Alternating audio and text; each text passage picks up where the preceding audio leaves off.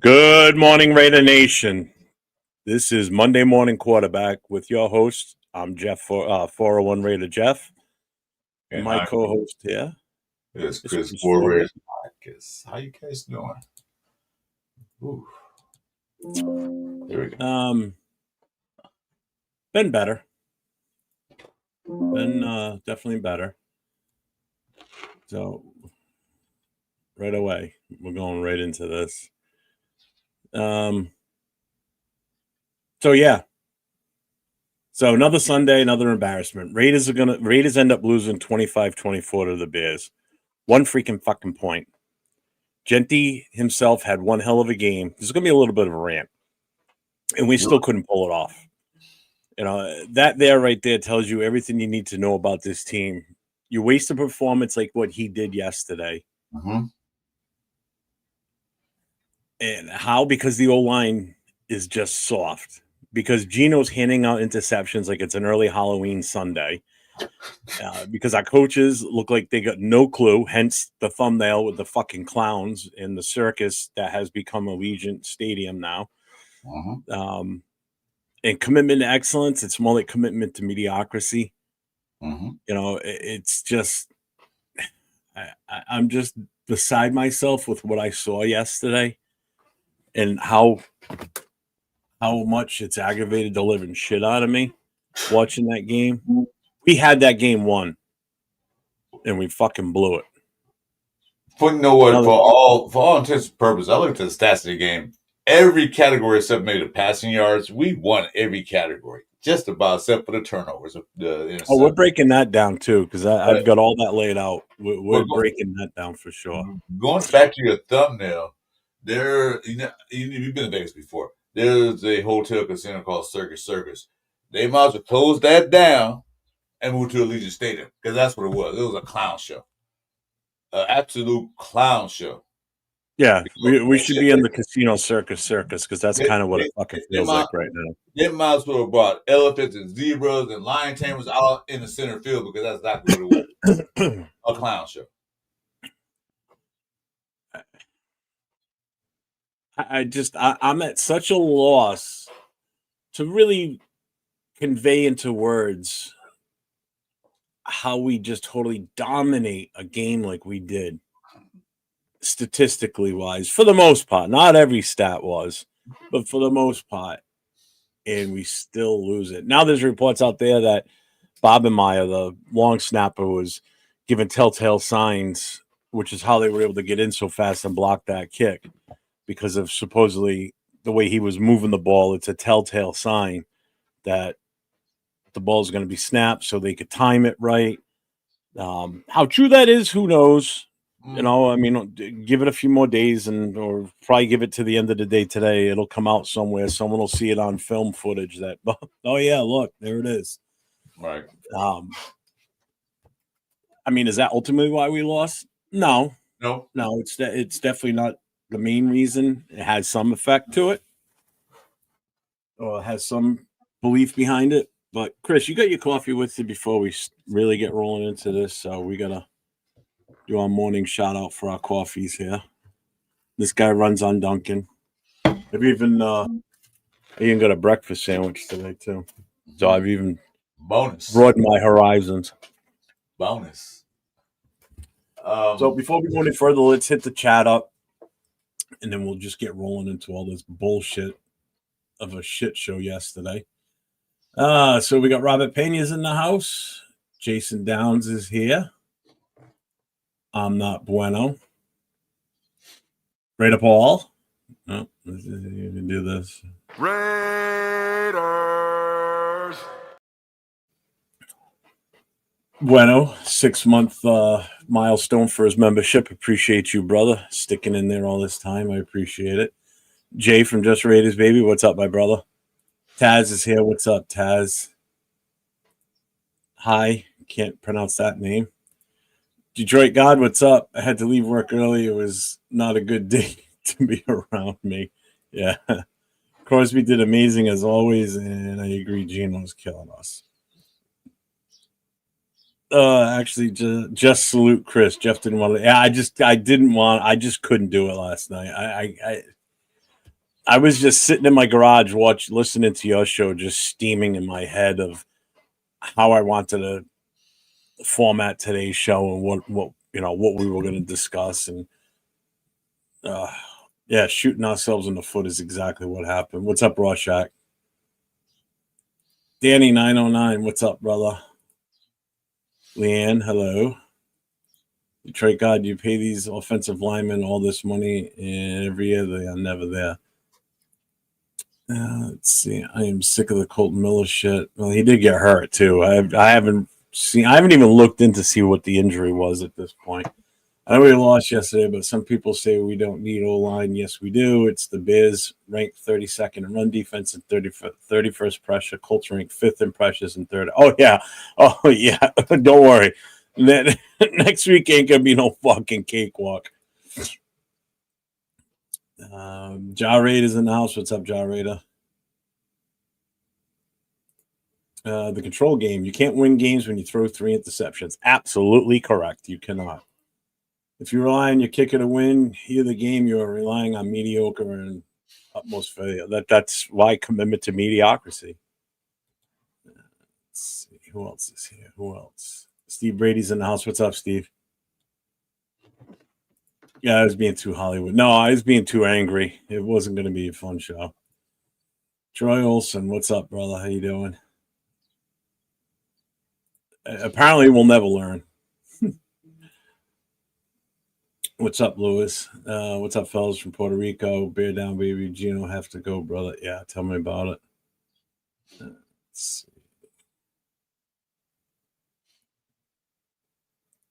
Was he saying that as he was walking off the field at the end of the game? Because I did see something to that effect. I couldn't really hear what he was saying.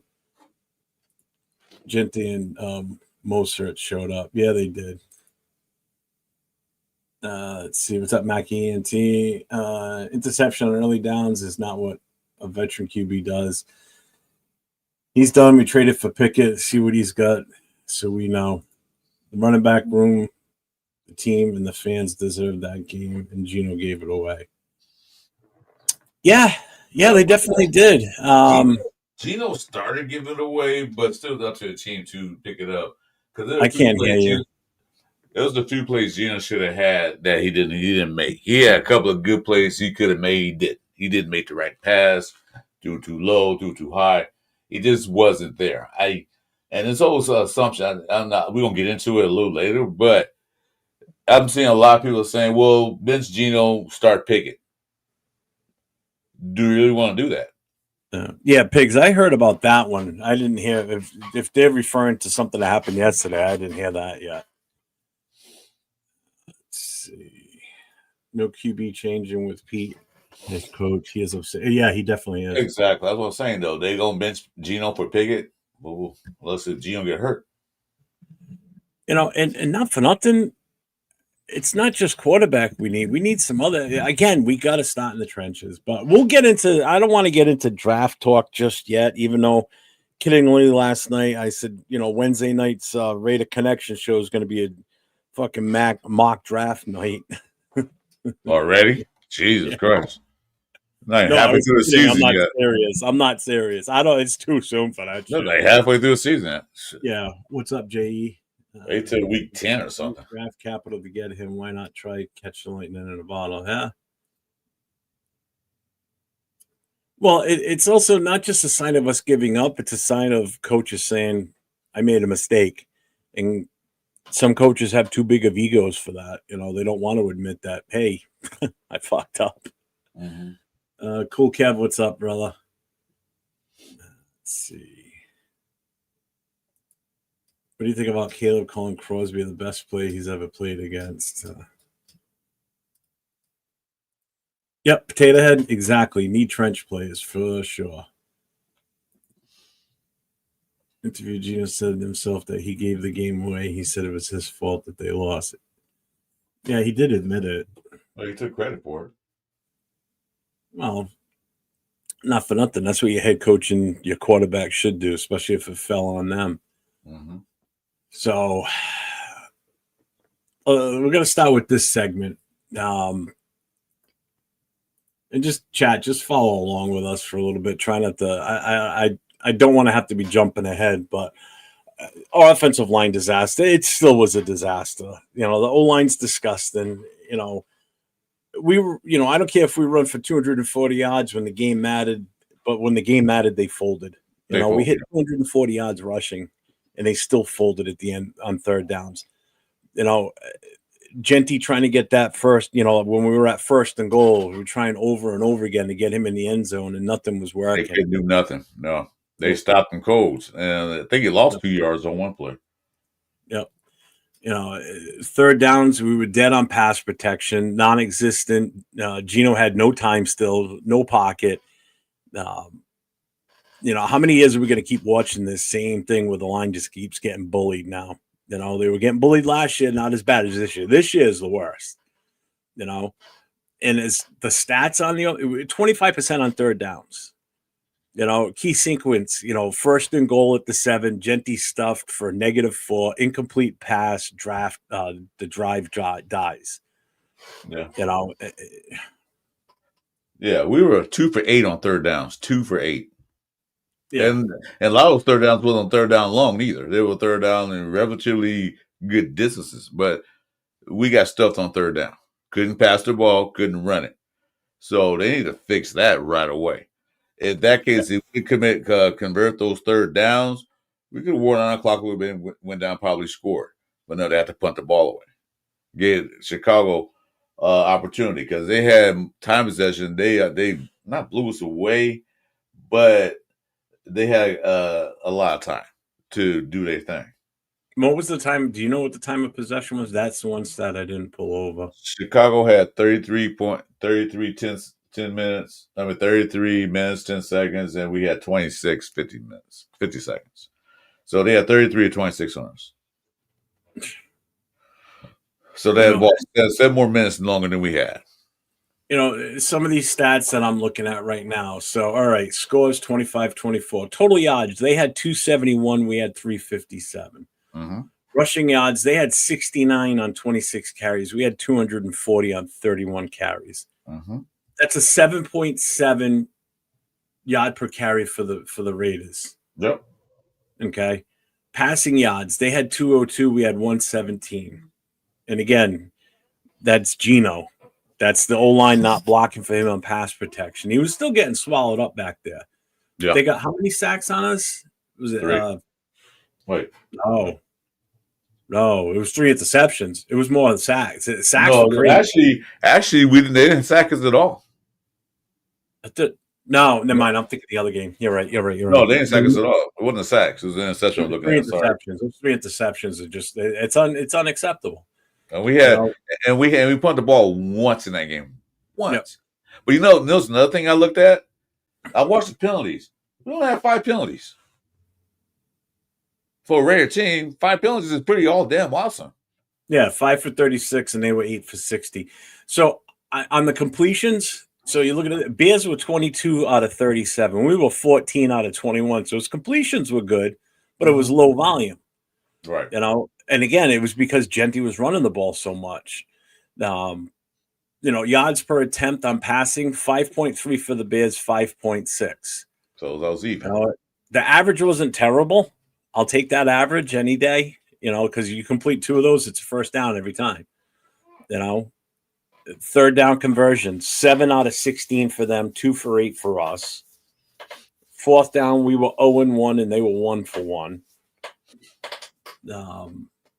Turnovers in total. So let's see. Total 4 turnovers. 4 in total. 1 forced fumble and 3 interceptions. Mm-hmm. And we got 1 Max Crosby turnover. Yep. And we'll get into Max in a second. So again, we threw 3 interceptions. They threw none.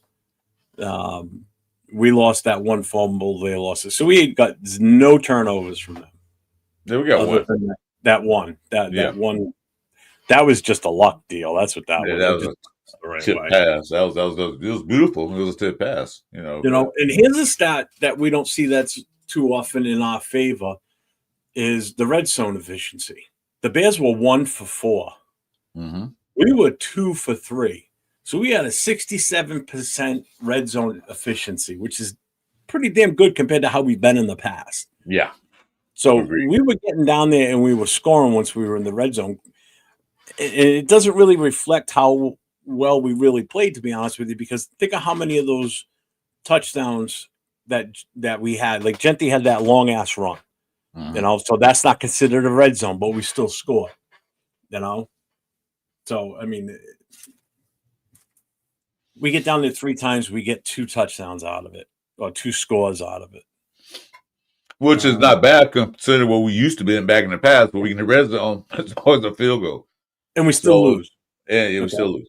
And goal to go efficiency, they were 1 for 2. We were 2 for 3 at that point. And we still lose. Yeah. It's crazy. I'm still perplexed over everything. Wow, 57 chats. Holy shit. Were you putting any up on the screen while I was doing that? Because I had a different screen up. No, we got 8. Right up. Well, at least we got to, some of us got to see them win the first game of the season in New England. Oh, brag if you want. Huh? I said brag if you want. Hey, we got to see them win. No one else has said that so far. Yeah, well, exactly. You got that credit. And then you got TV time, so you got double credit. So good for you, Joe. I'm proud of you. Thanks. So yeah, I'm gonna say this. No, I'm gonna say this right quick. I was mad we lost the game. I was more pissed off how we lost last weekend. But this game really hurt that bad that this game should have been ours from the beginning set. So we had them outmatched, outclassed, out yardage, everything. Every aspect of the game.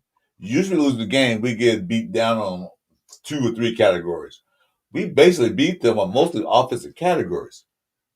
So compared to last week's game and this week's game, this pisses me off more than anything else. Plus, not only that, it's at home, filled with Chicago Bear fans. This game pisses me more than last week. We got blown out. Okay, whatever. It's over. But this week, we should have beat them down. And we didn't. Say, well, we didn't have Michael Mayer. Well, you know what? Next man up. So this game pissed me off. I was so mad that I almost Troy God went to Walmart and bought a new TV because I was so mad I couldn't even watch it. I didn't watch. You know what? I didn't even watch football the rest. I didn't even watch the Sunday night game. I didn't watch no football the rest of the day. I was so pissed off. So, quarterback play. Gino's. We're going to look specifically at his interceptions. All right. So we had 3 interceptions, and that's pretty much the ball game right there. 3 interceptions. Did you know a certain fact about those 3 interceptions? 2 for the same guy in the same play, same type of play. All 3 were aimed for Jacoby Myers. Yep. That isn't just bad luck. That's terrible reads, bad timing, flat out inexcusable. He's supposed to be the steady vet instead of being a liability. Right now, Gino's a liability on this team. He's got 7 interceptions through 4 games now. 2 3-game interceptions and one interception. I think it was week 1. Mm-hmm. And that's the problem with Jacoby Myers. I like Jacoby Myers, believe me. He's good. How's it Jacoby's fault? But that's the thing. That's the thing teams are now seeing. Jacoby Myers next to Brock Bowers is their number 1, number 2, either or. Flip it back and forth. But why are you bringing up Jacoby Myers? How's it? It's not Jacoby's fault. No. I'm saying teams are now, they go, we're going to make sure that Jacoby Myers is definitely covered by our best covered guy. Because now it seems to me like there is a back to last year. They only got 2 dedicated receivers. That's Brock Bowers and Jacoby Myers. They brought in guys in. Tucker had a great game last week, don't get me wrong, but he's not that guy. Myers was in the game, so he's not that guy. So they know that guy has to be Jacoby Myers and then Brock Bowers, or Brock Bowers to Jacoby Myers, 1 of the 2. I'm saying teams know that and see that, and they're going to cover them with their best cover schemes. Because I watched those 2 interceptions. It was Jacoby Myers, right, on 3 of them, but the 2 by the same guy who jumped the route. The two interceptions I saw, he jumped the route. He waited for Geno Smith to throw to the garbage. He laid back and waited and jumped the route twice. That's what I observed. I might be wrong about it, but that's what I saw. So thank you everybody that's in here with us watching right now. We've got 80 plus strong in the chat. The chat's moving so fast that I can't highlight every single person that's chimed in and showed up and said hi right now. I'm trying my best, but I'm also bouncing back and forth on screen. So anybody that has come in since the start that I haven't acknowledged, thank you for being here. We're not going anywhere. We're going to be here for a little bit. I do appreciate everybody being in here 100%. So we're going to stick with Geno for a little bit here now. So here's the stats that back up his inability to do shit yesterday. Okay. So he was 14 for 21, 117 yards, 0 TDs, 3 interceptions. I don't know what that equates to for a quarterback rating, but it's going to be in the I fucking probably should be in the zeros or single digits. Good God. First play of the third quarter, interceptions. Bears get a touchdown on that drive.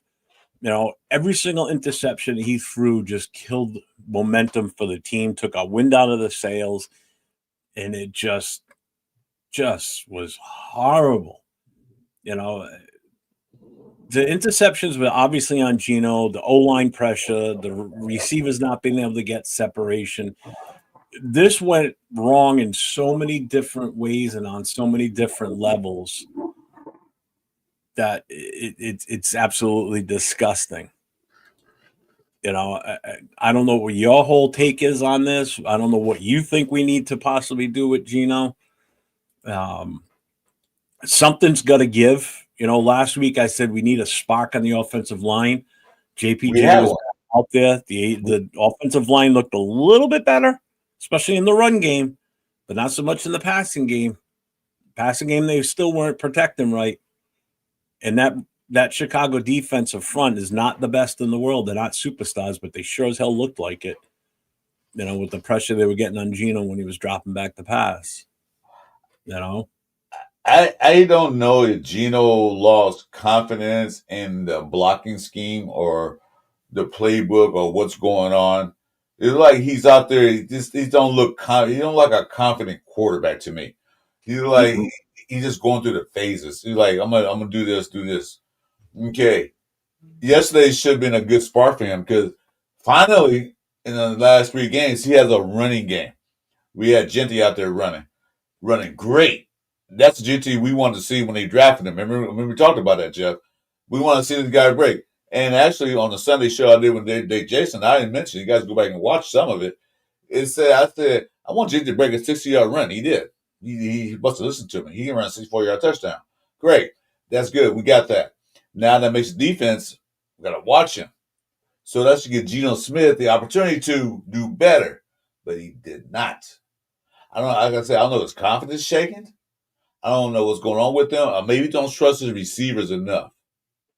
But JE says it here. He says we also need to hit Genty on screen passes and definitely need some play action passes. Definitely. When he got out in the open space, you could definitely see the difference as to why we drafted him, where we drafted him position wise. We're going to get into Genty. That's a whole separate topic. I really don't want to go too much into him right now. But, Geno's definitely the interception MVP right now in the league. I don't think there's anybody that's ahead of him. If there is, no, nobody. It's probably a second-year player or something. I haven't even looked that far. What's up, SoCal Sal? I'm looking up right now. I'm trying to find it. It's so bad they don't want to list it.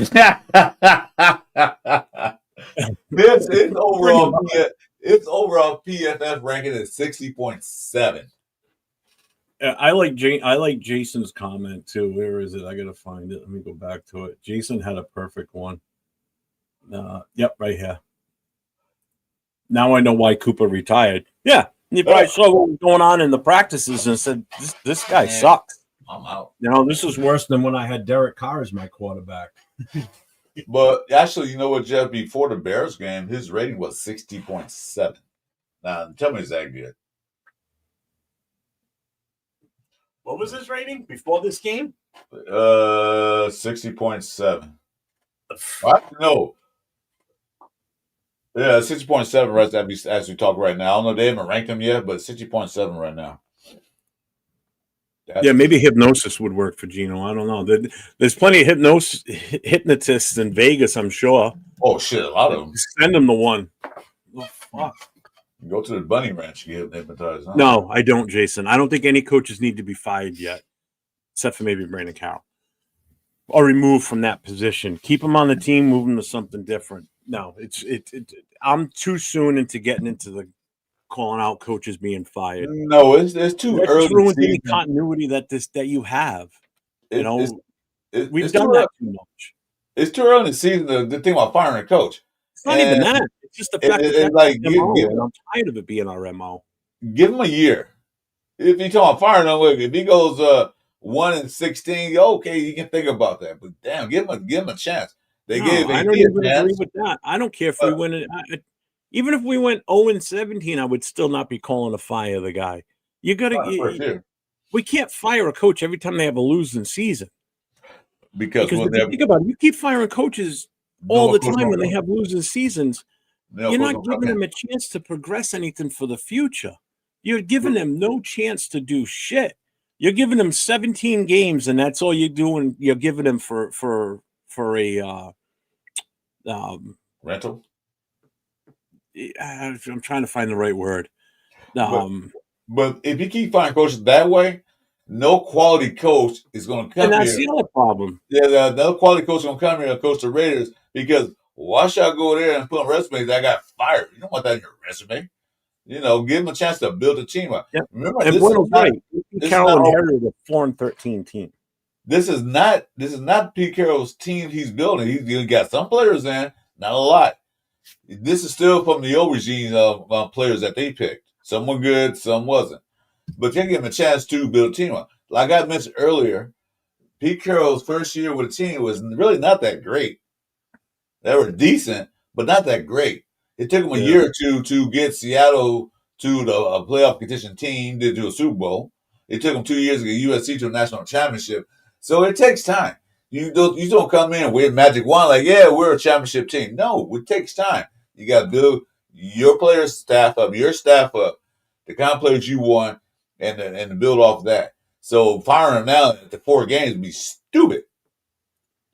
And Raider Paul, I agree because I know LV Raider 10 and myself have been calling for Dart a long time ago, and now look at he beat the Chargers yesterday. Yeah, he did. Single-handedly, damn near. You had a great game, man. They had a good game. Why can't we get lucky like that? Why do we always draft these guys that need? We can't. Well, we got this guy, but as long as this guy does good too, he'll be okay. No, fuck that.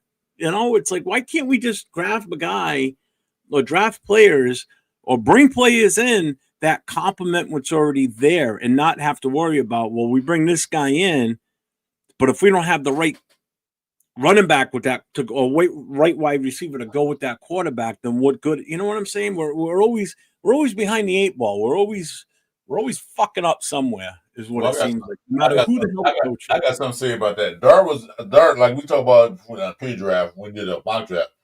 Dart to me seemed like the only NFL ready quarterback because he was under Lane Kiffin, and he had a pro style team. So he's the only quarterback that probably will come in and start. But the Raiders' priority was that running game. Now, if we would have had Josh Jacobs still, I'm not going too far in the past, we probably would have drafted somebody like Dart. Would have been great for us.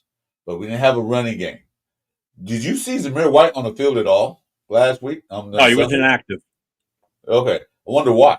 There was a lot of inactives yesterday. I wonder why he was inactive because they got Mostert came back. And Mostert had a decent game to me. He had a couple good runs. Yeah, he did. We'll get into that one too. Yeah. Caleb owns it. So we'll move on to Genty now. Genty had a big game. He gave us hope, 138 yards rushing, 2 receiving touchdowns. Basically, that's an MVP performance for one game. Like, he'd be the MVP of the team. But the team wasted it overall. He deserved to walk off that field as a winner. Not lumped into this disastrous mess that it would have became. And, yeah, he did fumble, but to his defense, as soon as he got the ball, the defense was in his The defense in the face. backfield. It was in the Yeah. backfield. Yeah, it was So the when damn you handoff. carry the whole damn team or the whole damn offense on your shoulders, mistakes will end up happening. Without Genti playing out there, this game wasn't even going to be close. They would have blown us out. Genti made that much of a difference. Genti's the reason we got to the 24-point total. 138 yards rushing, a 6.6 yard per carry average, which is one of the best we've seen in a long time. Oh, 2 receiving touchdowns, the one lost fumble, and he still ran a touchdown in too on top I of don't that. remember the last time we saw that average. I looked at it like, damn, well, it was higher than that till he got kept hits in the backfield. But damn, yeah, like I said earlier, that's a Gentry we expected to see when we drafted him. He's a rookie running back, got to get used to the game, but that's what we wanted to see. So we finally saw it, but then we saw it. It was a waste of effort for him. Not waste of effort, but it was like all that, and we lost. Yeah. Well, it's just like Blizzy just said here. What's up, Blizzy Dizzy? We need an O-line, and that's all we pretty much need. And I defend that. I'll say that. I'll agree with him because you saw signs of how good we could be with Genti out there doing his thing. Right. If the O-line can get the blocks off, if they can make the holes for him, he's seeing the field better. And I know the big talk also so far since the game was his stance. he was in that upright stance that he used in Boise that Chip Kelly didn't like and tried getting him to change. Well, not for nothing. That's the first time in a game that he used that stance, and he banged out 130 something plus yards, 3 touchdowns, and he had a hell of a game. So is that the answer? I don't know. Who knows? But it's just a coincidence that he goes back to his original stance he likes, that he's comfortable in. Exactly. And he blows up. I over the week, in the different shows I've been on, I said it Friday night too, talking about how, I think Genti can come close to 100 yards. Well, he blew that out of the water. So I was good on that one. But when I was at the watch party yesterday with my chapter, one of the guys kept saying, he goes, this is just a huge boost in confidence for Genti. And it is. And I agree 100% with that. This is the game this kid needed to show that he can do this on an NFL pro level. Yes. And not just in college in a Midwest region division somewhere. He did this on an NFL stage, at home against a professional football team, and he rattled off 130 something yards and 3 touchdowns. He just that one game so far. That's why you pick a guy like him at number 6. That's what we wanted to see from the beginning. Took a little time to get acclimated to the NFL, and that game show, okay, I'm ready for this. They said, well, Chicago had the worst rush defense. So it doesn't matter. They're still professionals. They still can stop the run regardless. If you couldn't block, they would have stopped him. Now that we got to just, one great game, but that's not all. We got to string this into multiple games. Right. Like this. I'm not saying he's got to run for 136 yards or have 136 yards, whatever, every single game. No. But he's got to have success where he can get into the end zone to give us a chance to win games. I've already said it. We only had a chance to win this game because of him. It wasn't because of Geno and his, passing for 300 yards. He barely broke 100. Or was it 200? 117. 117. It wasn't because of Geno. It was because of him. And it definitely, and I said that Brock Bowers is going to be our X factor. Well, he was more like the 0 factor, but that wasn't really his fault. Geno just couldn't get the ball out. And Geno was still doing Geno things. So I'm extremely happy with what we saw from Genti. 100%. Move forward. Like you said, he ain't got to break 130 yards or break a 60-yard touchdown every damn game. But he has to be more consistent. He had to keep the average up, to keep the defense honest. The defense was honest. And again, it'll be nice to see him do that. The defense was honest. They was trying to stop Genti. They failed at that because he got a lot of yards. But Gino did not take advantage of that. No. No, none. He didn't take advantage of that. So 130, 40. So he had 150 yards, over 150 yards combined yesterday, Genty, between rushing and passing. It was only 17 yards receiving. But again, still broke 150 overall. Mm-hmm.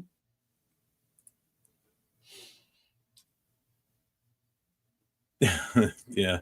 Well, congrats. You guys definitely pulled it off. I don't know how, other than the fact that we were just inept in almost every, well, not every level, but. So anything else you want to add about Genty before we move on to the next one? No, I'm just saying, though, if he can keep that up and keep the average up, I know he won't get 6.6 yards of carry in every game, but if he can stay between that 3.9 and 4.2 yards of carry, that'll keep defense honest because you get the ball to him 3 times, that's the first down. But if he can stay consistent, if they can continue, if they can run block like they did his last game, then Geno Smith should play better. But that's no story. Genty did good. I was happy we finally got to saw the player we drafted. So even Saquon Barkley hasn't had that breakout game yet this year. He's been quiet because they were talking about it yesterday during their game. You know, that he's been quiet so far this year too. They're keen on that's why. You know, what's his name? Henry from Baltimore. He's not having a great year. So a lot of these big name running backs are not having their best years. McCaffrey's having a decent year. Well, he got the ball. He leads the league and he leads in most attempts. So yeah, of course he's gonna have a bigger year. They get a ball down there almost every down, seem like. And they Josh Jacobs looked good. I don't know why he wasn't out there during the overtime, though. I don't know if he got hurt. I missed that. But all right. No, not coaching him. I missed this one. Hang on. I missed this banner. I thought I had one in here for it. Hang on. I'm gonna add a new one. Bang. Bang. Bang. Defense in Crosby's fire. You want to know who actually showed rate of pride yesterday? It was definitely Crosby. Yeah. And it wasn't at garbage time in the fourth quarter when we were already down. It was from the get-go. Mm-hmm. You know, I finally saw from him what we've been wanting to see from him the previous 3 games, but at the start of the game and keep that going throughout the game. Not start it after the second half or fourth quarter comes around and we're already down by 2 touchdowns and it's just going through the motions, but yet he gets lucky. This was from the start. Yeah. You know, he was everywhere. You know, tackles for loss, pass breakups, QB hits, even the interception. You know, the defense held the Bears to 69 yards rushing. Granted, the Bears don't have the best running game in the world, but they do have a beefed up offensive line. They have Swift back there. They had that ability to outshine, and in all intents and purposes, they actually should have blown us away with the running game based on how we've been playing with that offensive line they have. But they didn't. So we held them to 69 yards rushing, to 2.7 yards per carry average. And that's when you should have won the game. You base it on those numbers. You tell me that I'm holding an offensive team to 69 yards rushing, and we've scored 3 touchdowns. We've got an interception, you know, and we still lose. You know, your running back has a combined 150 yards, 130 something of that in rushing. He has 3 touchdowns. Without looking at the score, I'd say, oh, we definitely won that game. The Raiders won that. Nope. We lost. The stats. I'm saying the stats. We had 357, almost 400 yards total offense. They had 271, almost 300. Rushing yards, we beat them down. Passing yards at 202, 202 yards. So it wasn't Caleb throwing the ball that beat us. But we had 117. So we beat them in like every category. And we beat them in the worst category, turnovers. We should have won that. We could have won that game. One for those turnovers, we could have blew them out the water. Here's the stats in a little different type of breakdown. All right. So these are the stats that back up when you look at the stats and you say, oh, we won this game. Defense forced 4 turnovers, 3 interceptions, 1 fumble. The Bears were held to 271 yards total yards. Okay, Crosby alone, he had 3 tackles for losses. PBUs, pass breakup. Breakups. Yeah, he had 3 pass breakups. You took the ball, He had 2 quarterback hits. He had a forced fumble, and he had an interception. That alone tells you, wow, that defense played great. I guarantee they won the game. Nope, we still lost it. You know, it's like, what more do you, everybody's, I know I have, I definitely have been calling for Crosby to step it up and fucking do something. Well, he did it. He did what you expected him to do. He was a one-man wrecking crew out there. Everybody on the defense looked good yesterday. All across the line, even Kuntz. Shit, even Tyree got a sack. I mean, he kind of stumbled his way into the backfield and got the sack. Yeah, that was fun. He got a sack. Doesn't matter how he got there. He got there. As much as I give him shit, he still got it. The defensive front played extremely well, and this is what we've all been waiting for as a game like this. Now, granted, it's Chicago. They're still learning. They're still feeling out their way and everything. This is going to be a different situation comes next week because you got an offensive line in the Colts. You've got one of the best, if not the best running back in the league in Jonathan Taylor. You got Flacco back there that's playing out of his goddamn mind for his age. That's Daniel Jones. You've got some great wide receivers on that team. Daniel Jones, the quarterback. Huh? That's right, Daniel Jones. Sorry. That's right. Flacco's with the Bears, Browns.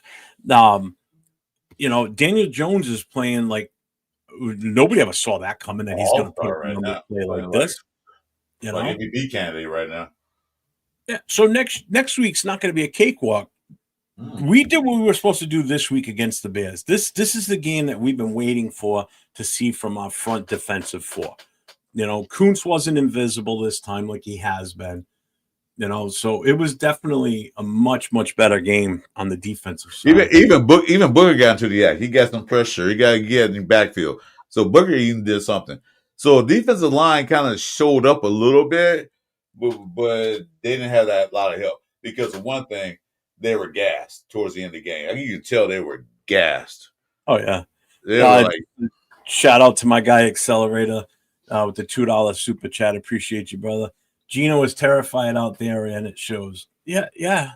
I think he's still having a little bit of PTSD. I'm thinking so too. I'm in Seattle with that's why I ask you, is he lost his confidence or what? Because I don't know.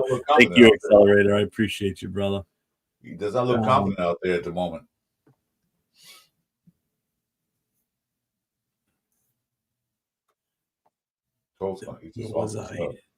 So, I mean, overall on the defense, I don't think it was that bad.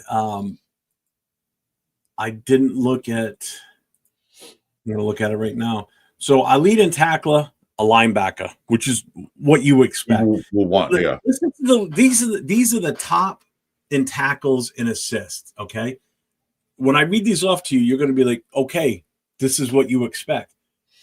Devin White, 8 tackles, 1 assist. Mm-hmm. Crosby, 5 tackles, no assist, an interception, and a forced fumble.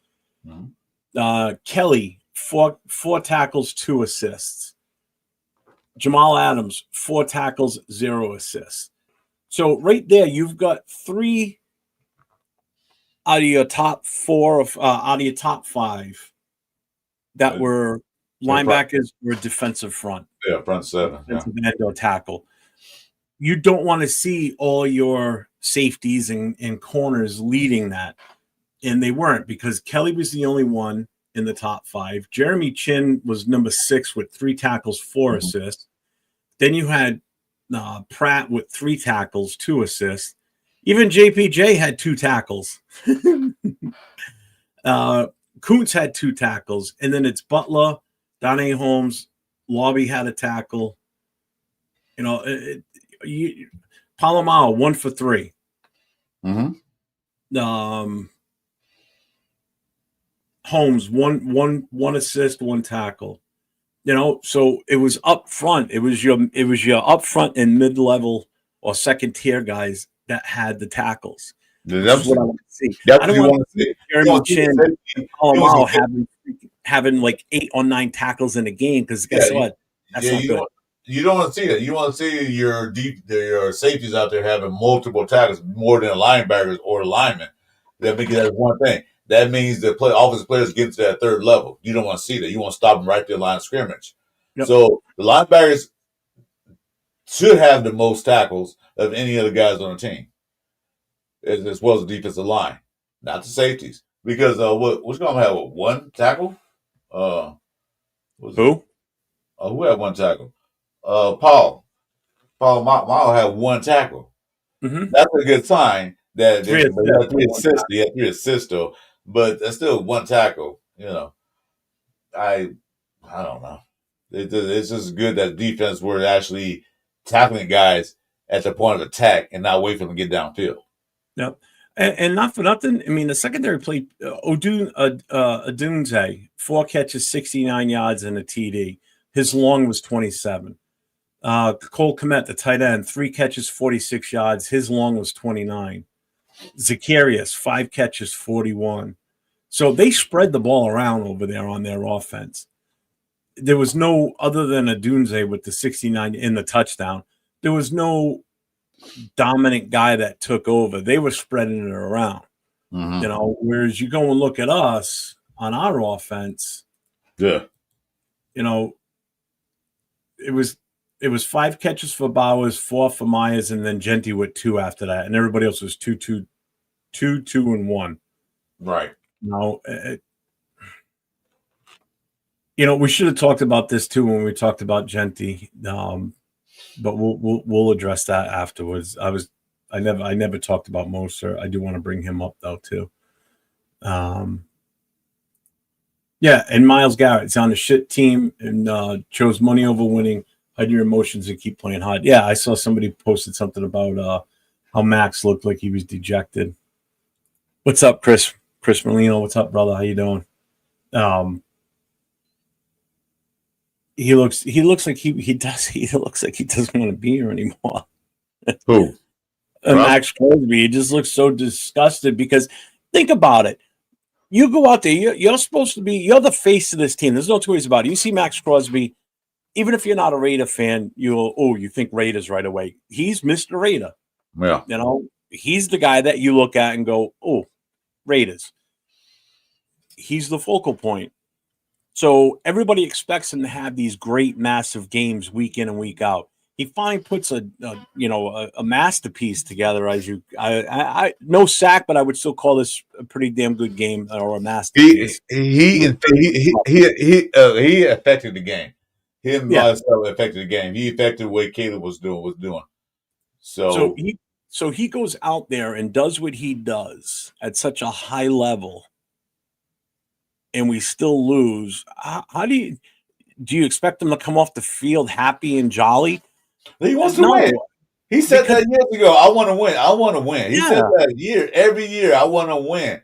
He don't. His stats to him probably it doesn't matter to him at a certain point. But he's tired of losing. Ever since we drafted him, we had one decent winning season with the playoffs. He want to win. He wants to go to playoffs. He know his time is getting short. He might not be in the league that much longer. He wants to get to that promised land. Not telling him to get there this year, probably not, but he wants to win. He giving his heart and soul to his Raiders. Mm-hmm. Heart and soul. They paid him for that. Great. Money's money. But some players want to play for the money. Yeah, I get that. I understand. But some players also want to play for that legacy. I'm a champion. I got my name on the wall. That's what they want to play for. That's what Mac is doing. He playing, I got the money, but now I want my name on the wall. So that's what Max says. That's why he's probably frustrated. Like, God damn it, I'm doing my best, but the rest of you guys not doing your job. Why can't we win? So he goes out there and he has this killer game. He does everything that all these fans and everybody else out there has been hoping for him to do. He does it, and we still lose. So how do you think that makes him feel? I know it would make me feel like shit. I'd be like, I can't be happy because I had such a great game. How can I take credit on a personal level when the ultimate goal is for the team to win? So yeah, he's going to look dejected. He's going to look like he's had it. You know, String these games together with that. Fire the rest of your defense up. Again, the defense played well. I think They they didn't did. play great. They played well. I think they You did. had a couple of standouts. I think defense played well enough to win the game. Oh, without a doubt. The offense didn't perform. No, But the defense kept us in that game completely. They shut down drives when they needed to. yeah. They got turnovers when we needed them. Mm-hmm. And then Well, look at the rest though. The offense just couldn't capitalize on some of it, and Look that's at the problem. Look at the Bears in the red zone. We stuffed them 3 times. Come on. The defense did their job. Okay, we got the ball back for you guys. Go score some damn points. Not just field goals, touchdowns. They couldn't do it. So we get the ball back. Geno Smith decided, hey, you know what? I don't want to play out here. I'm going to throw an interception so I get off the field. Type attitude to me. That's what I looked at. Like, Yep. you don't want to, so one of these games, I hope sooner than later that the defense and the offense be in the exact same book, in not same page, in the same book. It's a balance. That the defense is playing great. Offense needs to step it up. 1 week offense play great, next week the defense plays terrible. Then vice versa. It happens. It's happening. Why can't you guys get in the same book? Get in the same book at least. I don't say same page, same book. And play great all game long. Not just in the second half. Same book. We're not even in the same fucking library right now. Okay, there we go. It's the same library. Get in there, and y'all find the children's corner and read the same book, whatever. But you got to get in there. We can have one defense play well 1 week and we lose 13-3, and then all the offense play next week and we lose 34 to 23. We got to be on the same page. Okay, like I said, same library. We'll use that reference. That's nice, Jeff. I like that. Get in there, and play the game together. It's not just one. Next week's game is going to be fucking ugly. We're in Indy, huh? In Indy. It's not even a home game. We got to go to Indy. Well, we're 0-2 at home, so shit, might as well go Indy. We won and one on the road, so it might be better on the road than at home. So the next segment here, we got coaching and game management. One thing I'm sick of with this staff: there's no adjustments, no creativity. We get the first and goal and blow it. Clock management isn't the best. It's trash. The red zone, conservative. Granted, yes, we were better in red zone yesterday than we have been. It's like they're playing scared, the coaches. They're scared not to lose instead of to win. That's why we lose these close-ass games like this. It's like, take a chance, do something. I just special teams again screwed up. Going for a field goal, that's a special teams. Special teams again screwed up. But sometimes I just don't know what to say. It's like you just find yourself at a loss for words. And for me, the Raiders, a lot of teams that make the playoffs, when the divisions goes, Super Bowl, whatever, they find ways to win games. Raiders find ways to lose games. They'll find something to lose a game. Either it'll be a holding call on the first down, or a block field goal, or a pass interference on something. They find ways to lose games. Because I tell you one thing. Last week, I won't talk about last week much, but in the first half, we were pretty much in the game, but then they found a way to lose it. Against the chokers. We did have a failed goal line stance yesterday. We found a way to lose that game. We had a way to lose. We had that failed goal line stance just before the half. We gave up points. Yeah. I said we find ways to lose a game. They can't find ways to win the game.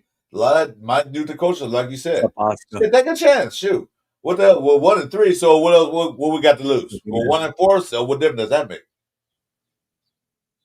Go for it. Yeah.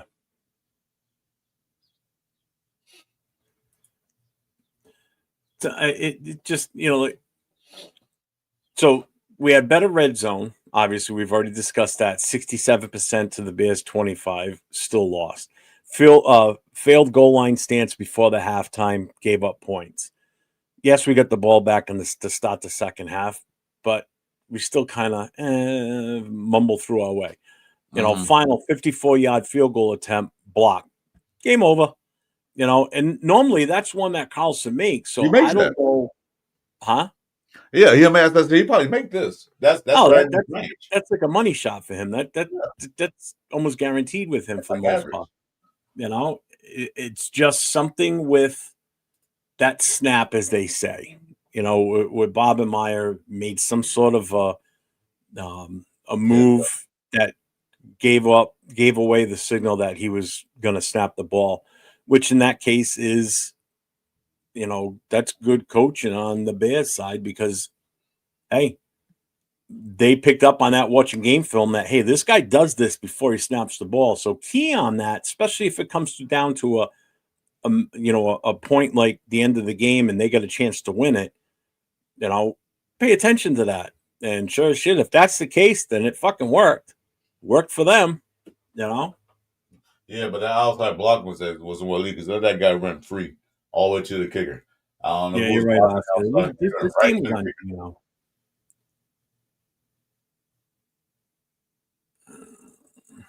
Where are we here?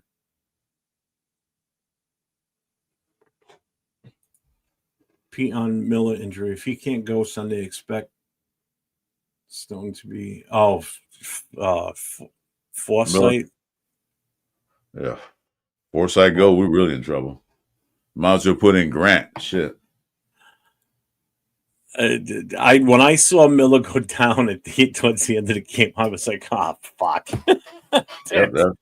I'm like, not him of all guys. Of all the linemen, he had to go down. Well, and that's just it. It's not because of who he is. It's because of who's coming in when he goes down. We don't have a legit bona fide safety valve as a backup. Like if he goes down, it's not like, oh, no problem, so and so is going to come in. He's a good backup. No, we don't. I don't even know what the injury is. I was too disgusted to even look into anything last night. And I just spent so much time this morning getting the stats and everything set up for today and, to do the show and, putting the verbiage down and everything. I don't even know how bad the injury is.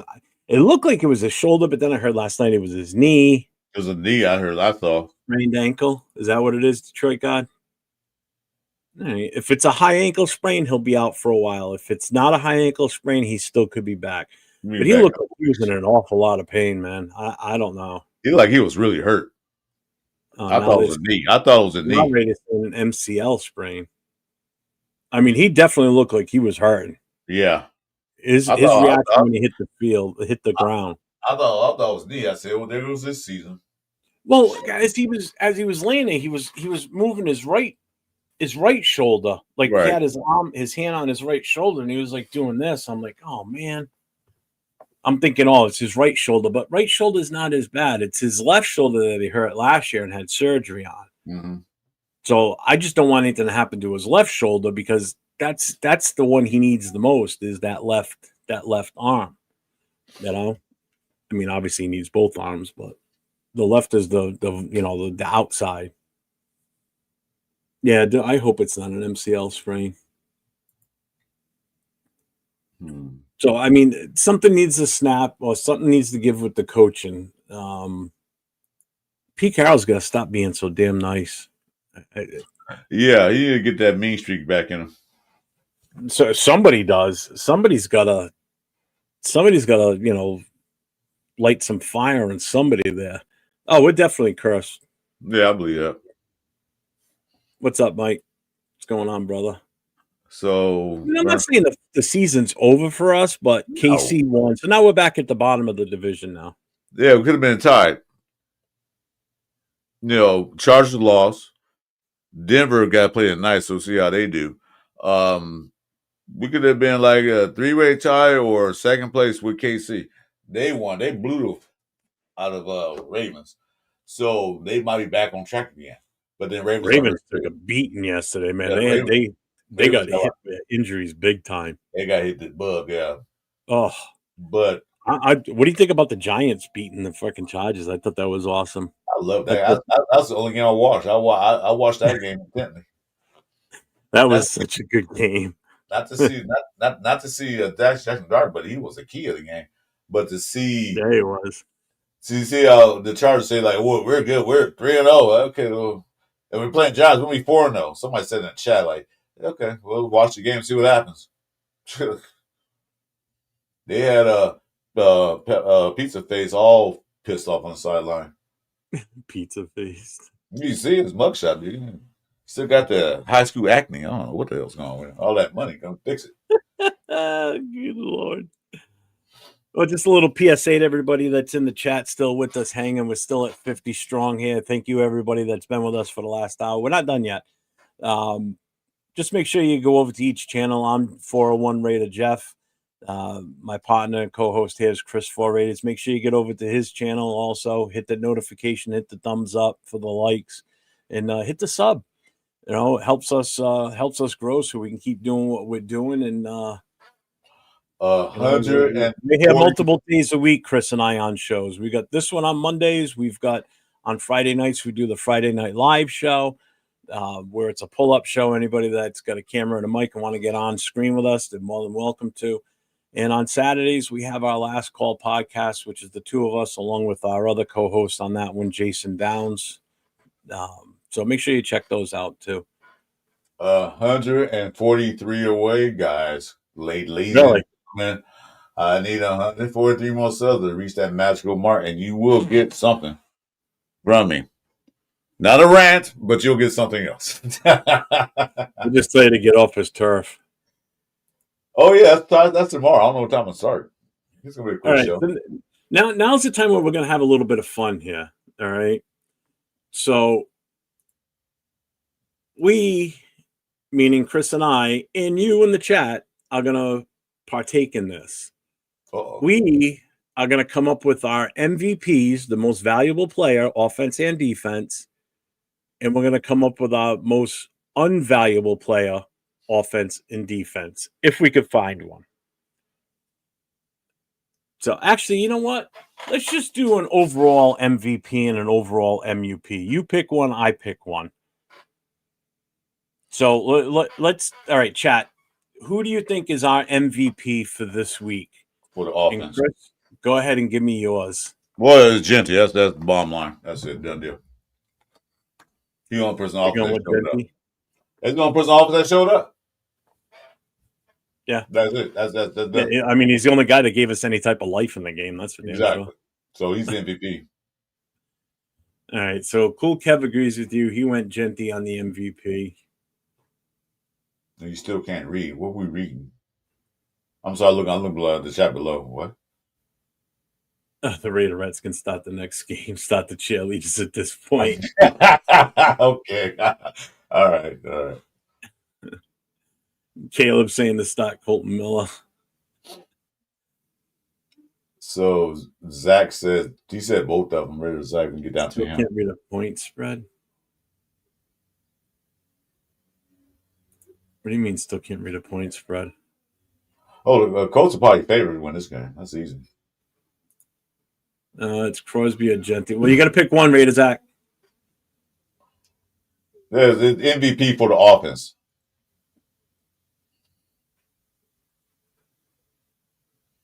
You guys are going way overboard, man. You guys had to go to school, teacher asked a question, but you get like 4 answers. Come on now. Yeah, it's like a room full of Jack Kenners. Yeah, you should like you said. All right, so we got a Genty, we got a Crosby. I'm going Crosby. If you went Genty, I'm going Crosby. Because I mean, the whole game or the whole game for MVP. You went MVP Genty. I'm going MVP Crosby. I would have picked Genty if you didn't pick him. I'll tell you offense and defense. So it's the whole game. No. We're just gonna do. I said we're just gonna pick one MVP. You pick one. I pick one. I'll say Genty. Overall, doesn't have to be. It's combined. offense or Okay. defense combined. I'm still thinking with Genty. All right, I'm going with Crosby. I mean, like I said, let's face it, he was an absolute game wrecker. There's no two ways about it. Yeah. So, yeah. all right, so we got a bunch of we got a few Crosbys now. Mm-hmm. All right. So overall, if we had to pick between the two, who's the overall MVP? I feel like Crosby probably get it because I think overwhelmingly is the chat saying Crosby. So it can go both ways. It can Crosby If I had to pick overall and who gave us the best chance to win that game, I'm going Genty. Wow, that's what I said. Genty. I think if there was an overall MVP, concise MVP in that game, I would have to go Genty. Jason, about the Packers. Hold on. It looks like now they're trying to get Genty to play the rookie. I mean, not the rookie, but the offensive player of the week. I'm like, what? Huh? Yeah, he's in the voting for offensive player of the week. Genty is. They haven't announced it yet. Like, well, there's still 2 games left to go, so they they go with a nice game. Yeah. But all right, so now for the fun one. Ooh. Who's the most unvaluable player in this game? I think consensus number 1, it's going to be one particular person. Blizzy, I think it was more than just Kappa that was the person. No, if you're going to do that, you might say the whole offensive line was, but Gino. Definitely. Actually, was he even out there at all? I thought JPJ was in the right guard. JPJ's the right guard. Kappa's on the sidelines. No, Gino. Hands down. Yeah. Yeah. Gino for sure. You know, if you had to rank the MUPs, because there's more MUPs, I think, than MVPs in this weekend.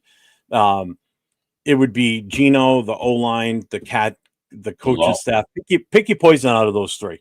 It could be easily any one of those 3. Mm-hmm. You know? And yeah, Gino with his 3 interceptions, that's an automatic. You're the MUP. Yeah. Yeah, the absolute MUP. Only twice to the same guy. Twice to the same guy. Come on now. Yeah. Yeah. So I gotta agree with that one. It's definitely Gino. But the O-line's not too far behind him, and neither is the coaching staff. I'm sorry. I'm calling out the coaching staff this week. Big time.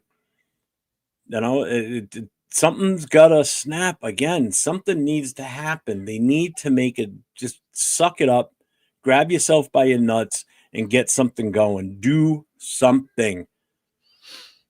You know, just like the thumbnail I made for Thursday night with Nate and I, the stick figure meme poking the offensive line. Do something. The offensive line did a little bit of something. They did better. They did better.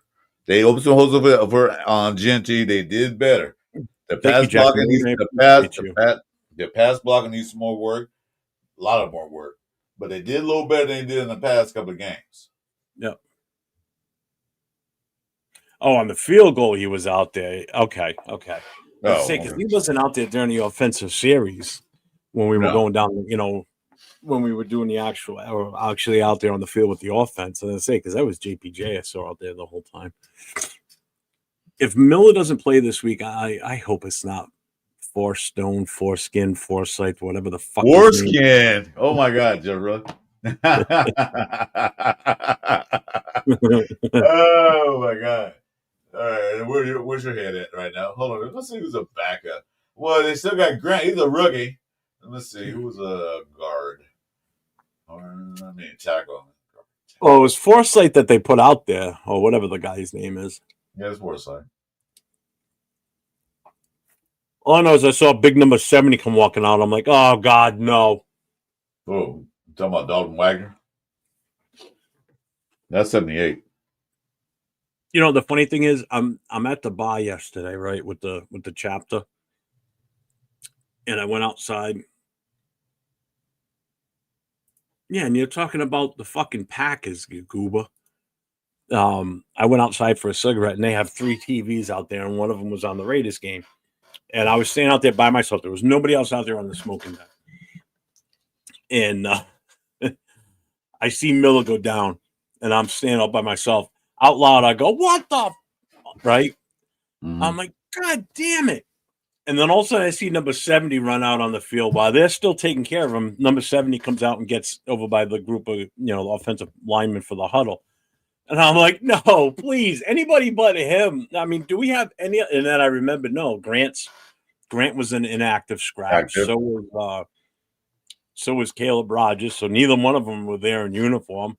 I'm like, God damn it. I'm like, why do we of all games for them to scratch Grant, it was that one when they could have put him out there and get him some playing time at a pro level, I would have took Dick Dalton Water. He's a big ass body. He probably can't block a shit, but at least a big body. He's goddamn. But okay. So what are we doing out here? We need to get some more linemen. Then they need to take that money out the piggy bank, break the piggy bank with a hammer, and go get some offensive linemen. Who's out there? There's no one out. Might not be starters, but they'd be good backups because this shit happens all the time. Yeah, but there's nobody out there, Chris. And nobody's going to want to trade. No one's going to trade a starting offensive lineman unless we're giving up some high caliber player. And who's the highest caliber player we have? Max. Gino. Nobody after his performances in these 4 games, you think anybody's going to want him? Nope.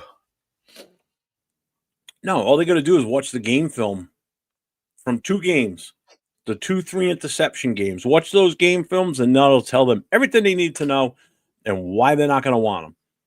I don't know. He just looks scared out there to me. I don't know. Maybe he don't trust his line, like you said, PTSD. Yep. So I don't know. Hey, they got to do something. They have to, because if they don't win, if they don't beat the Colts, their pretty much season's almost over with. It's pretty much over with. Hell yeah. No, because they're 1-3 right now. It's not really out the realm that can have a decent season, good season. Playoffs, maybe not, but at least have a decent season to build on to next season. You guys are doing good. I think I'm a free agent. I think I want to sign Trey because you guys look good. Okay, but have you looked at the remainder of our schedule? What we've got coming? Yeah, the first half is brutal. The second half is a little better. But then again, I was counting New York Giants. I was counting New York Giants as a win, but the way he played the Chargers, I don't know now. I might take that off my list because I wanted to win 10 games. It went down to 8. Now it's going down to 7. They might barely win 7 games. What's up, D? Nice. So. Yeah, I'm blaming I'm not Bueno's refrigerator. It's his. It's all his fault. His fault. What's up, Shaq? That's actually the mup of the whole season. Bueno's refrigerator.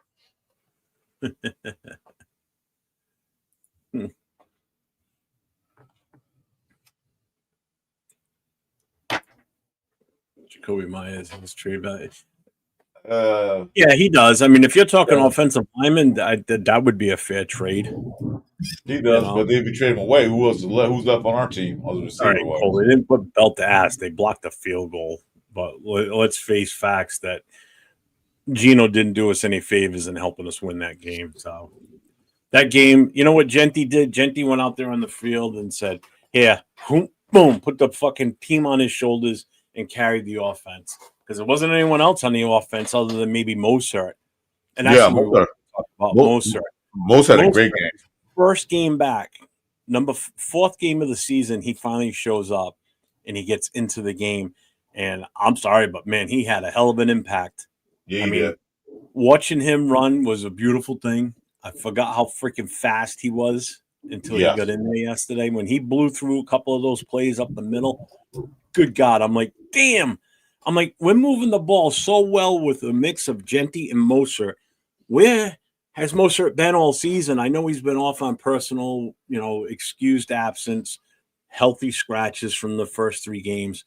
But my God, he looked awesome out there yesterday. 15.5 yards a carry. 15.5 yards a carry. Yeah, 4 carries for 62 yards. Mm-hmm. And that one run he did, I said, damn. Because I went to the refrigerator to get something to drink. I came back, and Mozart was in there. And I saw the run, like, what the hell? That was Mozart. That's what we needed. We need that 1-2 He had punch. 73 combined yards yesterday. He had 62 rushing and 11 in receiving for 1 catch. We need that 1-2 punch. When Genty need a rest, a break, Mozart comes in and get those yards. Not White, but him. Even when he was getting tackled, he was still breaking tackles and running. And fast too. Cool, Kev. Most of it running like you got kids to feed. Yeah. It was a nice change to see him out there. You know, like when he first ran. Now I knew White wasn't in because I had seen the inactives prior to the game. Like before I even left the house to go to the bar, I had seen who the inactives were for I us. didn't even look at that. So I was like, all right, well, that's unfortunate that Rogers and Grant are both on the inactive. But then I saw Zamir was on there, which as soon as I saw that, I'm like, that means Mostert's playing. That's got to mean that. I didn't even know because I didn't check that list. I didn't even know. But he was back. I'm like, when he got the first carry that he got, I was like, thank God. I'm like, you know what it is? I think it put to bed a lot of the doubts people had with why he's even on the team. Why are we not using him? Well, I'll tell you what, I see why we're using him now based on his performance from yesterday.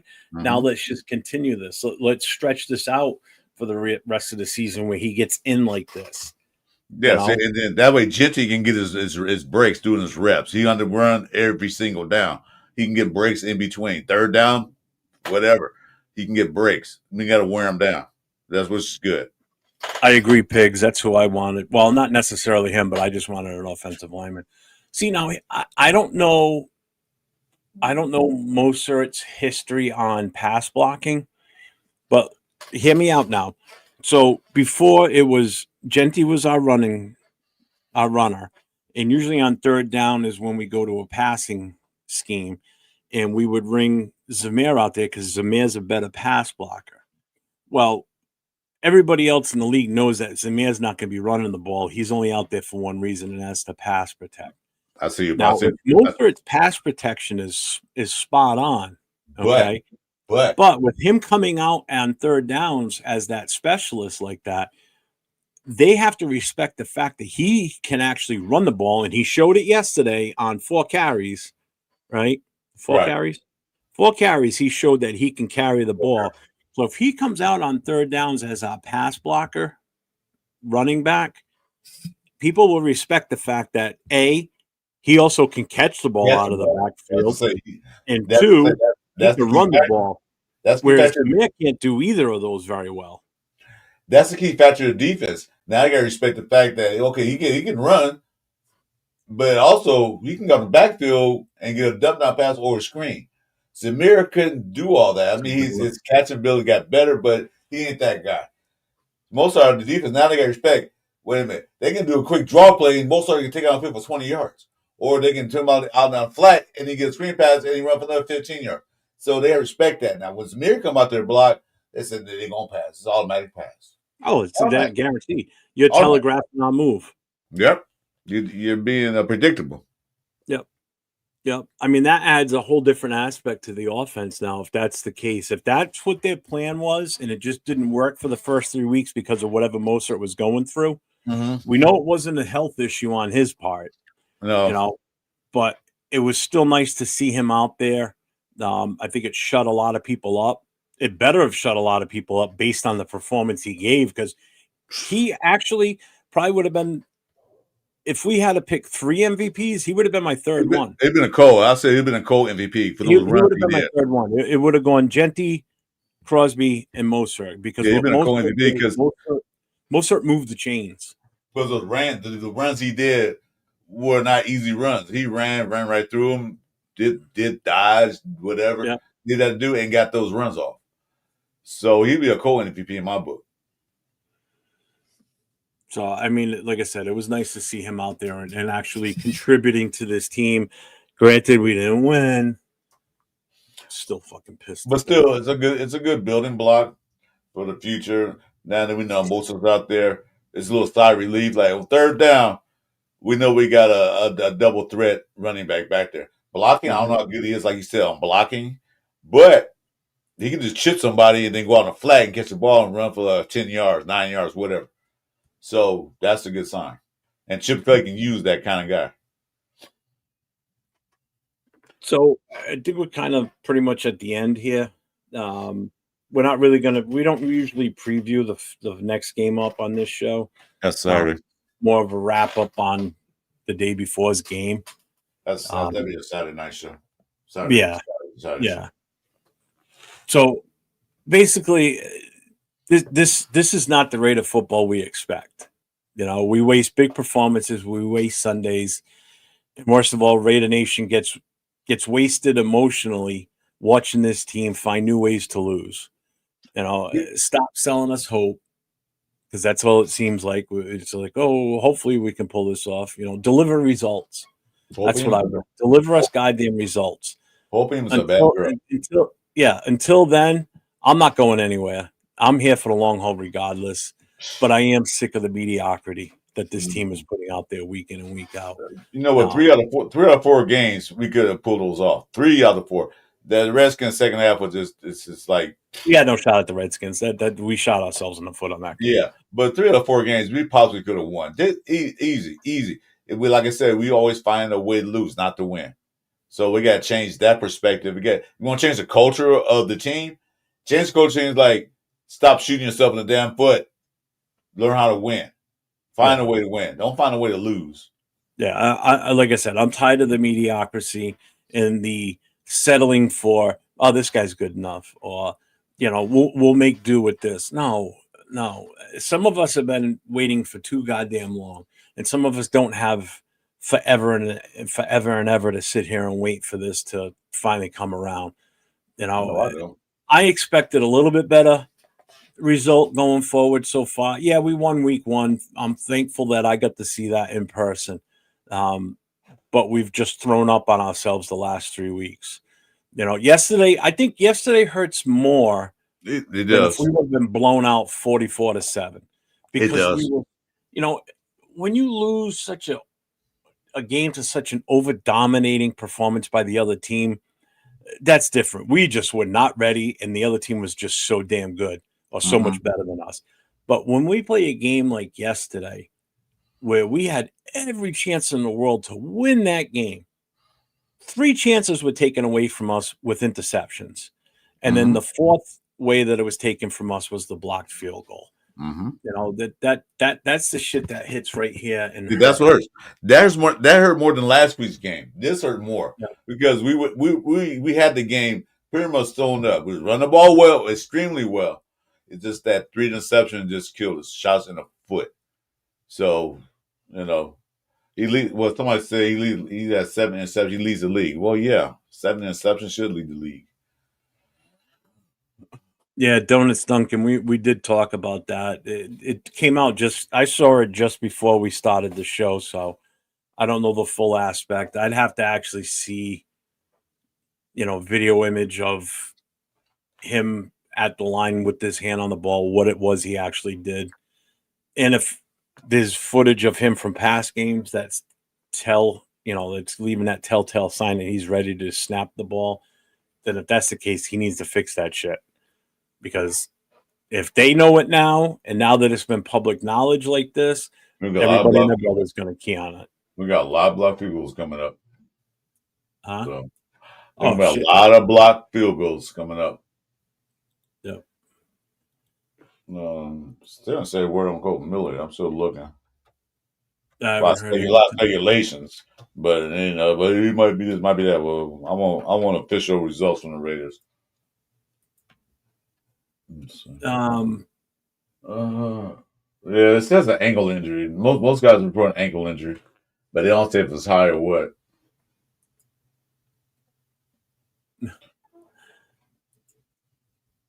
Well, before we get out of here, Chris, you want to lay out what you've got going on this week on your shows?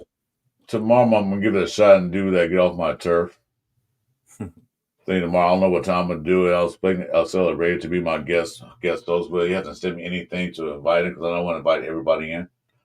We'll see what happens. Plus, Tuesday night I have a show with Raider Nation Jason and Chewy, the Cover 3 podcast. I'm sure they got a lot to say. That's for the next 2 days. And then, of course, Friday night, we have Friday Night Live. And then Saturday, we have our pregame show with you, of course, me, of course, and then Jason Downs. That's coming up this week. John Parker, we got the Colts next Sunday at 1:00. Yeah, according to Eon Rappaport, excuse me, guys, excuse me. According to Eon Rappaport, Colton Miller, who limped off the field teams on the final drive, is believed to have suffered a high ankle sprain. That's not good. He's at an MRI today, but posting is a multi-week injury, so he's gonna be out for a little bit. That's according to Ian Rappaport. High ankle sprains are not a good thing. Those always take some time to come back from. Take weeks. As far as what I got coming up this week, this is my only show today.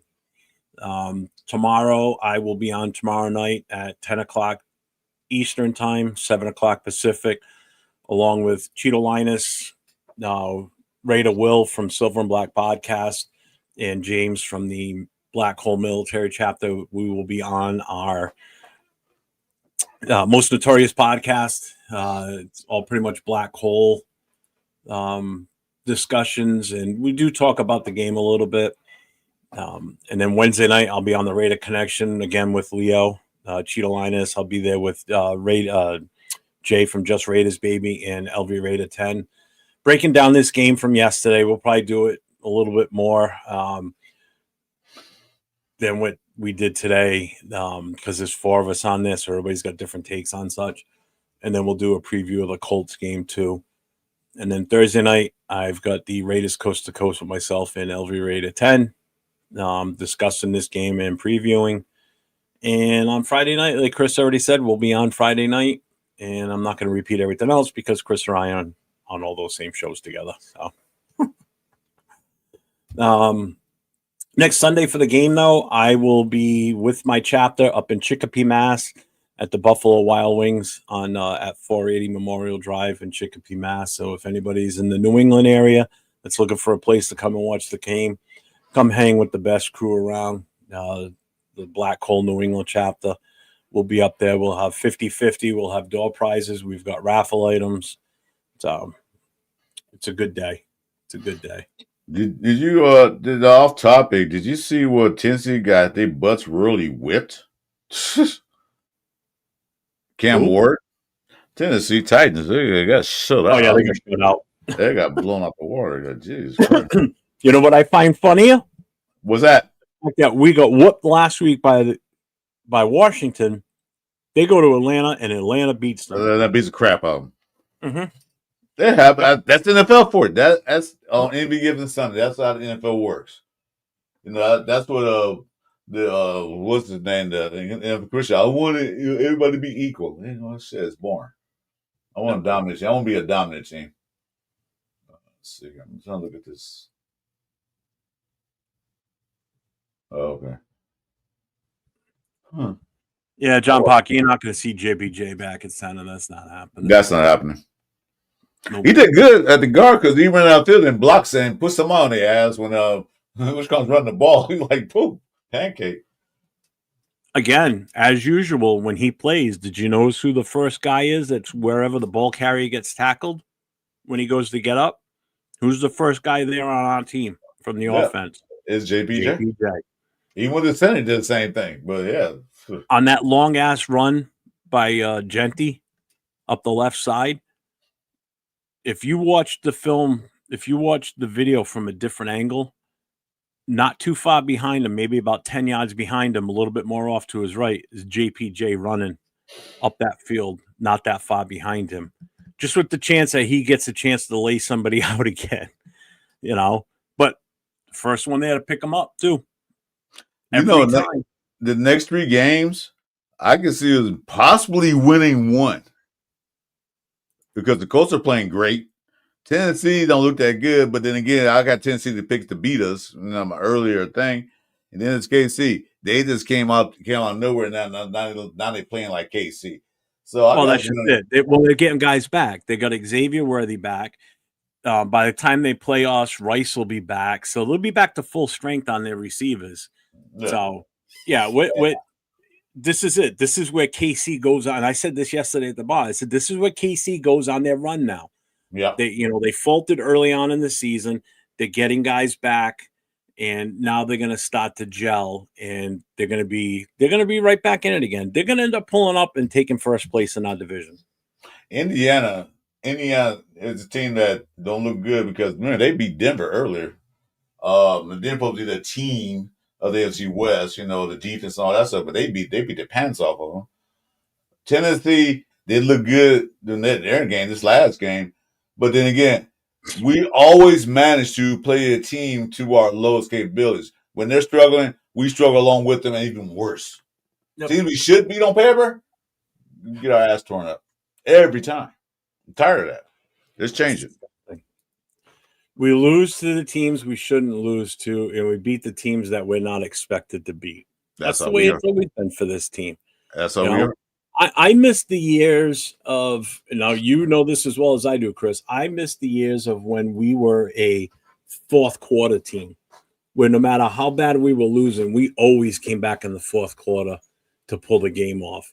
Mm-hmm. Like it comes halftime, if we're losing by 21 points, majority of the time as a Raider fan, you'd sit there and go, we got this. I'm not worried about it. Yeah. We got it. And we would pull it off. That shit ain't happening lately. No, we fold.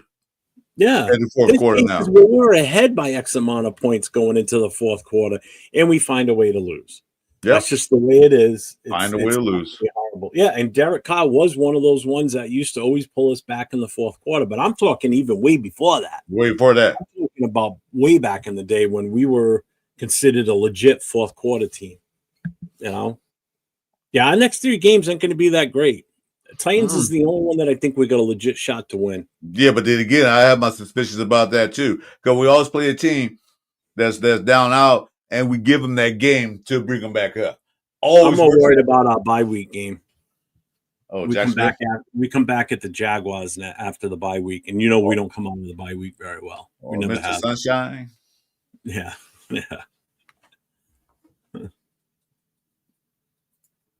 We ain't good. If you know what, I'm trying to be optimistic, but in reality check, we ain't stomping the Colts. I'm sorry. No, I don't think that's happening. He's going to be the best running back we've gone up against this year so far. Taylor, that's what it's about it. Who did we go up against week 1? A rookie and Ramondo Stevenson. Yeah. Who did we go up against week 2? Najee Harris and Amari Hampton. Yeah. Najee Harris didn't play. We went up against a rookie there. Who did we go up against in Chicago? Wasn't Eckler.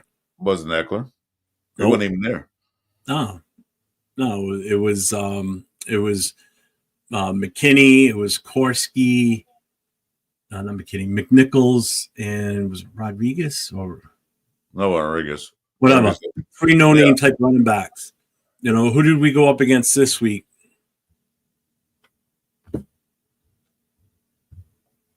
I don't even know. Swift, yeah. He's a veteran. So Jonathan Taylor is going to be our biggest challenge at a running back this season so far, week 5.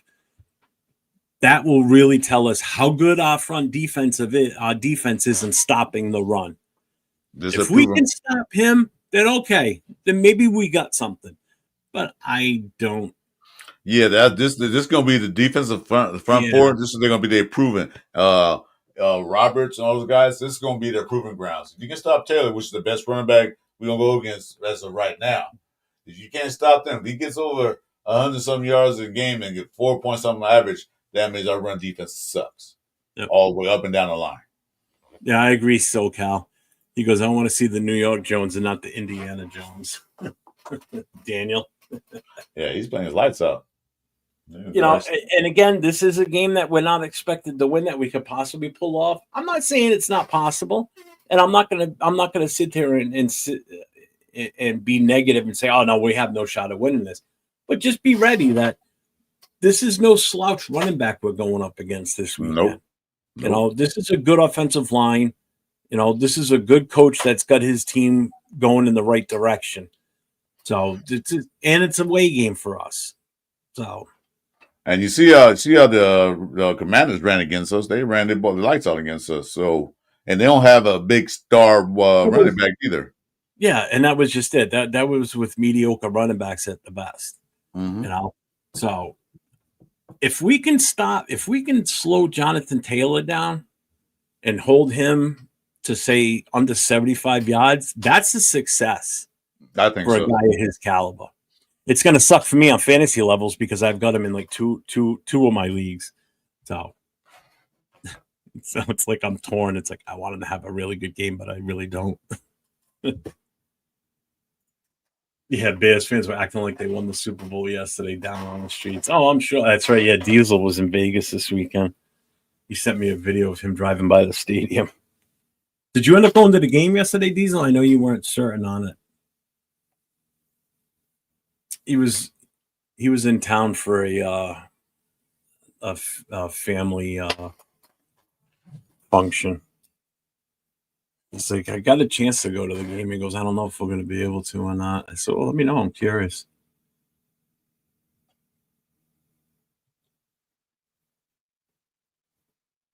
So, yeah, Daniel Smith. No interceptions. We can't. If he starts throwing interceptions next week, that's it. I'm gonna get thrown out of Buffalo Wild Wings. I'm probably gonna break shit. They're like, all right, you're out. I just, oh, like I know Jay was hammering me last night. I know the funeral went until 3 p.m., but actually glad we didn't go. Yeah, true. So we didn't go to the game. I was just angry yesterday. Like I know Jay kept bugging me to get on his show with him last night for the hot takes after the game, and I'm like, I just can't. I can't do it. I didn't want to do no football yesterday. I didn't even watch the Sunday night game. After watching that game, I didn't want to watch no football. I turned my TV off. I put a video game in, play some games, get my mind off football because I was so frustrated.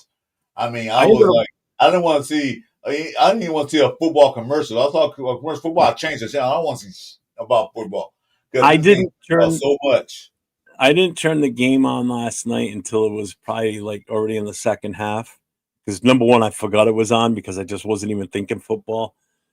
But I ended up sitting here for a little bit too, watching other streamers streaming protests and shit like that, trying to just take my mind off of it anyhow. But then I go and sit out in the garage on my phone, and I was watching and listening to Jay's show, just sitting out there chain smoking and just being so mad. I'm like, I gotta go back in the house. I'm gonna blow through this pack tonight.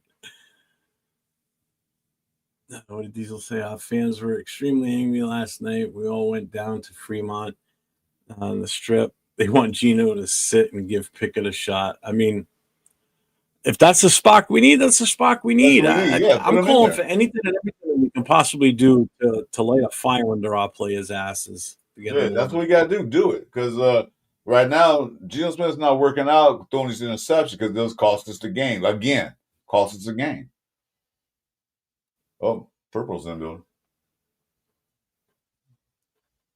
What's up, James? Well, we're just about ready to get off of here, too. So you got perfect timing. Raiders. What's up, Purple?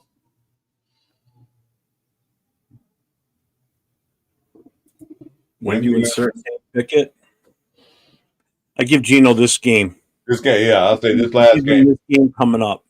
If he can't do anything, if he can't move, he can throw more interceptions, can't move besides running game, can't move the ball down the field, get to receivers. I say, you know what? Sit him down. Let him think about it. Yo, y'all still there? Damn, my guy, it hurts that bad that you guys still talking about your loss to the Mighty Bears. Yeah, you mean the Teddy Bears? You got lucky. The Cubs. You got lucky. Yeah. You got lucky, and our quarterback just played stupid. Yeah, he did. Plain and simple. Plain and simple. He telegraphs too much, man.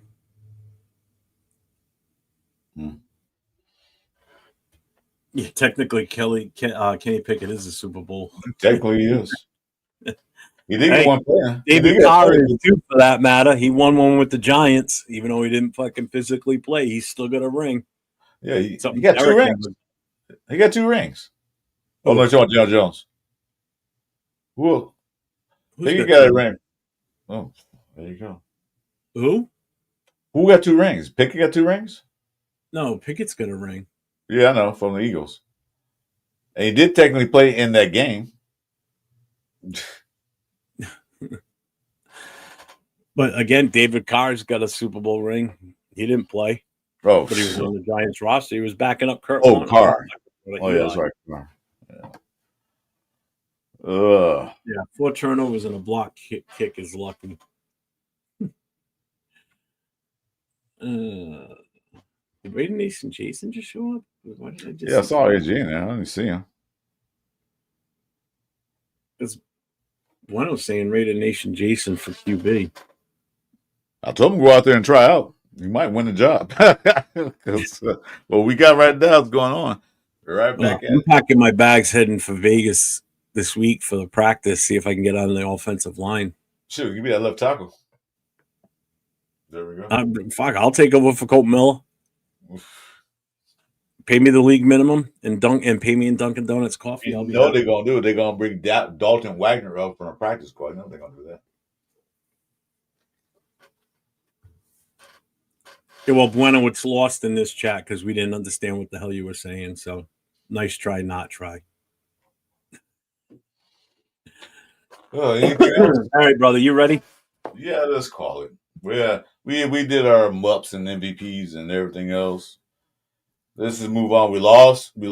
Let's move on. Let's move on to the next game. Yep. All right, everybody. Thanks for being with us. Thanks for spending your early afternoon, late morning with us. Again, we'll see you all. You'll see me tomorrow and you'll see Chris tomorrow. So, as always, stay safe, go Raiders. And Bueno's fridge is a pain in the ass.